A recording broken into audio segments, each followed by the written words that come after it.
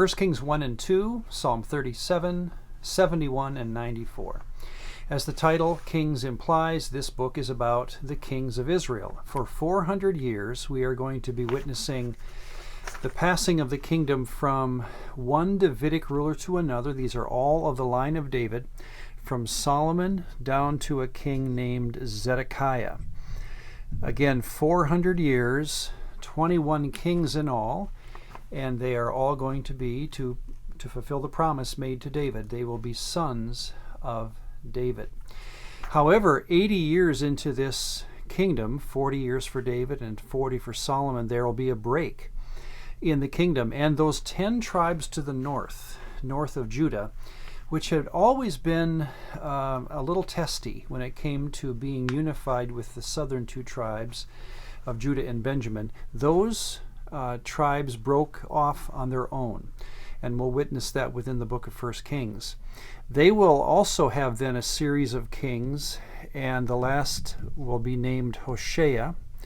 This kingdom will be known as Israel, or Samaria in the text, and they will be deported by another nation in 722. And this kingdom in the south then will continue for about another 135 years, again for a total of 400 years. And at that point, the story will end. Well, let's talk about that in this video. What is that story from Solomon, who is installed as the king in 1 Kings 1 and 2, our reading today, all the way down to King Zedekiah? What is that story? I think it would be good, again, in this video to look at the larger story, because it often is, I think, misunderstood. There is a beginning, a middle, and an end, clearly, to our story.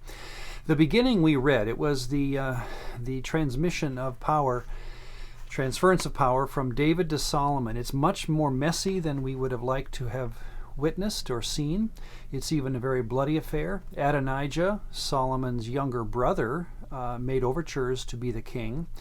It's interesting that Bathsheba has to come to the aging David, and I would put quotes around this, remind David that he had promised her that Solomon would be the king. We don't have that promise made earlier, but somewhere along the way, David had promised Bathsheba that Solomon, her son, would be the king. And so by the end of 1 Kings 2, the last verse, in fact, says, "Thus the kingdom was established in the hand of Solomon." And you can almost hear this audible sigh of relief go through the kingdom, not because they believed that Solomon was a great person, but they were done with these executions that were going on in the first 2 chapters of Kings that we read.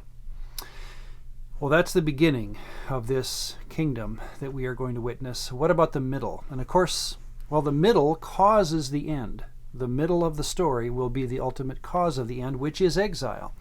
The exile of Israel is the end of the great promise that was given to Abraham, all the way back to Genesis 12. It will be deportation, it will be destruction of Israel, the temple, and death for many Israelites. So the end is the most horrific end to the story that we could have imagined. Well, what causes that end? Here is where, again, I in my reading, and let me in fact just recite some statements I read in Bibles and commentaries that talk about the middle of the story, or these 400 years that causes the end of destruction that we'll see.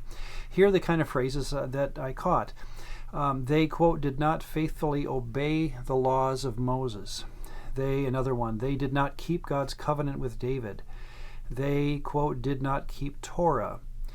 There was a, quote, nagging breakdown of royal obedience. The kings led Israel in a string, quote, of covenant violations. The kings failed to lead the nation in, quote, leading God-pleasing lives. One more, the exile came, quote, due to Israel's great sinfulness. Now, these are all true, but they're not specific, it seems to me, in what we could really say is the story of Israel. Throughout 1 and 2 Kings, we are going to hear statements like these, and I'm just going to list again or read some of the example statements that we'll be seeing in 1 and 2 Kings. By the way, 1 and 2 Kings originally were one book. And so there's not even a natural break between the two. So I'm taking both 1st and 2nd Kings here as I read these samples. But if you or your sons at all turn from following me, God says, but go and serve other gods and worship them. Another one. Then the king went after Ashtoreth, the goddess of the Sidonians, and after Milcom, the god of the Ammonites. He built a high place for Chemosh, the god of Moab, and for Molech, the god of the people of Ammon. Another one. It came to pass that the king went and served Baal and worshipped him. Another. The king built for himself high places, sacred pillars, wooden images on every high hill and under every green tree. Another. And the king sacrificed and burnt incense at the high places. Here's another. The king rebuilt the high places which his father had destroyed. He raised up altars for Baal and made a wooden image as the previous king of Israel had done, and he worshipped all the host of heaven and served them. So the king walked in all the ways that his father had walked, and he served the idols that his father had served and worshipped them. One more. The king put away those who consulted mediums and spiritists, the household gods and idols. However, the high places were not taken away, and the people still sacrificed and burned incense on the high places. What the story of Kings is about is a fulfillment of the prediction. We had this back in Exodus 20 or 34 verse 14, where Yahweh said, "My name is Kana." The word kana means jealous. And in Exodus 34:14, God even goes so far as to say, you might as well just subtitle me or give me a nickname, the jealous one. What is he jealous about? Well, here we go, as I've just read. These were not inventions of human worship. These were actual beings that, again, Israel had a choice. Each king and the people living under these kings every day woke up with the choice, am I going to worship Yahweh or am I going to find another deity to worship? Here's how 2 Kings 17 summarizes the final problem. Yahweh made a covenant with Israel and commanded them, saying, you shall not fear other Elohim or bow yourselves to them or serve them or sacrifice to them, but you shall fear Yahweh. However, they would not listen. So I'd recommend, much in review to what we've been doing, but unless we make the gods of the other nations very real and very tempting, the story of the kings will not work. I used well back in Deuteronomy the illustration of a spouse that's being suspicious of their mate as to being faithful or not, and they grab the phone at one point and listen.